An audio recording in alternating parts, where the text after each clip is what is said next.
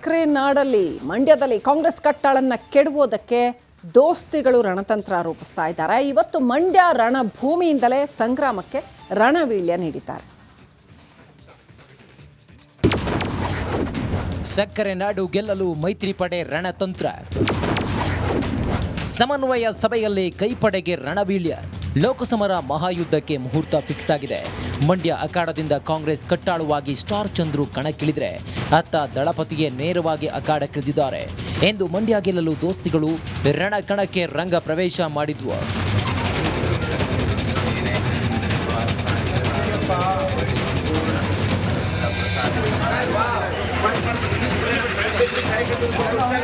ಮೈತ್ರಿ ಅಭ್ಯರ್ಥಿಯಾದ ಮೇಲೆ ಮೊದಲ ಬಾರಿಗೆ ಮಂಡ್ಯಕ್ಕೆ ಬಂದಿದ್ದ ಕುಮಾರಸ್ವಾಮಿ ಶ್ರೀರಂಗಪಟ್ಟಣದ ನಿಮಿಷಾಂಬ ದೇವಸ್ಥಾನಕ್ಕೆ ಭೇಟಿ ನೀಡಿ ತಾಯಿಯ ಆಶೀರ್ವಾದ ಪಡೆದರು.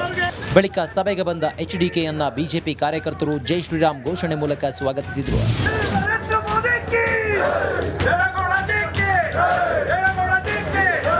ಸಮನ್ವಯ ಸಭೆಯಲ್ಲಿ ಕಾಂಗ್ರೆಸ್ ವಿರುದ್ಧ ಗುಡುಗಿದ ಕುಮಾರಸ್ವಾಮಿ ಇದು ಧರ್ಮ ಯುದ್ಧ ಎಂದು ಪಾಂಚಜನ್ಯ ಮೊಳಗಿಸಿದರು.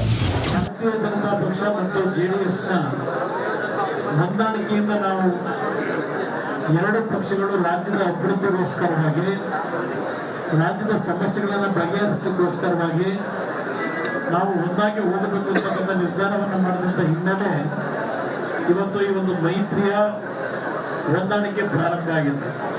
ಇನ್ನು ಹಿಂದಿನ ಸಮನ್ವಯ ಸಭೆಗೆ ಮಾಜಿ ಸಚಿವ ನಾರಾಯಣಸ್ವಾಮಿ ಹಾಜರಾದರೆ ಸಂಸದೆ ಸುಮಲತಾ ಚಕ್ಕರ್ ಹಾಕಿದ್ದು ಎಲ್ಲವೂ ಸರಿಯಿಲ್ಲ ಅನ್ನೋ ಸಂದೇಶ ರವಾನಿಸಿದ್ದಾರೆ.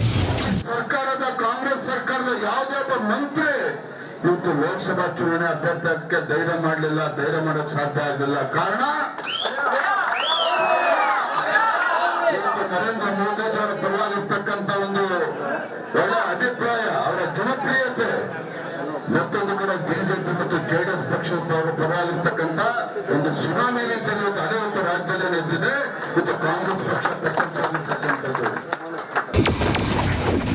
ದೇವೇಗೌಡರ ಹೆಸರಲ್ಲಿ ಕಾಂಗ್ರೆಸ್ ಪಾಲಿಟಿಕ್ಸ್. ಅತ್ತ ಕಾಂಗ್ರೆಸ್ ಅಭ್ಯರ್ಥಿ ಮಣಿಸಲು ದೋಸ್ತಿಗಳು ರಣತಂತ್ರ ಹೆಣೆಯುತ್ತಿದ್ರೆ ಏತ ದೇವೇಗೌಡರ ಹೆಸರಿನಲ್ಲೇ ಕಾಂಗ್ರೆಸ್ ರಾಜಕೀಯ ಮಾಡುತ್ತಿದೆ. ದೇವೇಗೌಡರ ಪರ ನಿಂತು ಕೇಸ್ ಹಾಕಿಸಿಕೊಂಡಿದ್ದ ಶಾಸಕ ಗಣಿಗ ರವಿ ಮಂಡ್ಯದಲ್ಲಿ ಬೃಹತ್ ಬೈಕ್ ರ್ಯಾಲಿ ಮಾಡಿ ಒಕ್ಕಲಿಗ ಮತಗಳನ್ನು ಸೆಳೆಯುವ ಪ್ರಯತ್ನ ಮಾಡಿದರು.